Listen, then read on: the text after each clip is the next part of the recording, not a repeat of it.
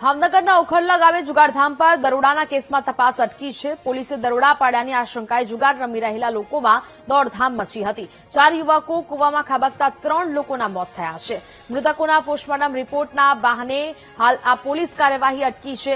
હજુ નથી સામે આવ્યો મૃતક યુવકોનો પોસ્ટમોર્ટમ રિપોર્ટ। પોલીસે વાડી માલિક સહિત 8 લોકોના નિવેદન લીધા હતા। વર્તેજ પોલીસની કામગીરી જુગારધામના કેસમાં પણ શંકાના દાયરામાં છે। પોલીસ 3 યુવકોના મોતના સાચા કારણ સુધી પહોંચવા માંગે છે કે નહીં તે પણ મોટો સવાલ થઈ રહ્યો છે।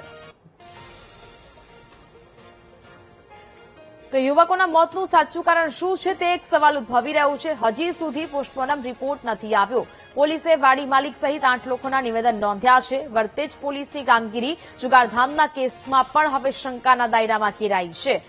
પોલીસ 3 યુવકોના મોતના સાચા કારણ સુધી પહોંચવા માંગે છે કે કેમ તેને લઈને પણ સવાલ ઉદ્ભવી રહ્યા છે। ભાવનગરના ઉખરલા ગામે ઘટના કે જ્યાં જુગારધામ પર દરોડાના કેસમાં તપાસ અટકી છે। સંવાદદાતા હિરેન ફોન લાઈન પર જોડાયા છે। હિરેન, ઉખરલા ગામે જુગારધામ પર દરોડાના કેસમાં હવે તપાસ અટકી છે, શું અપડેટ?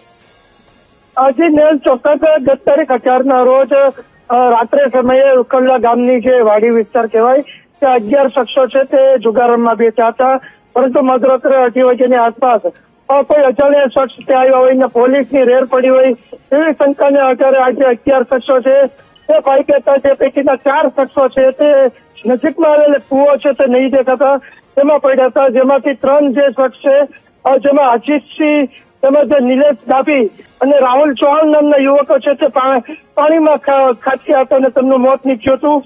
ત્યારબાદ વર્તેજ પોલીસે છે તે એડી દાખલ કરીને જે અન્ય જે 8 જુગારીઓ છે તેમની નજરકેદ કરીને તેમના નિવેદનો લીધા હતા, પરંતુ આજે 6 થી 7 દિવસ થઈ ગયા તેમ છતાં પણ માત્ર નિવેદનો લઈને સમગ્ર તપાસ છે તે અટકાવી દેવામાં આવી છે।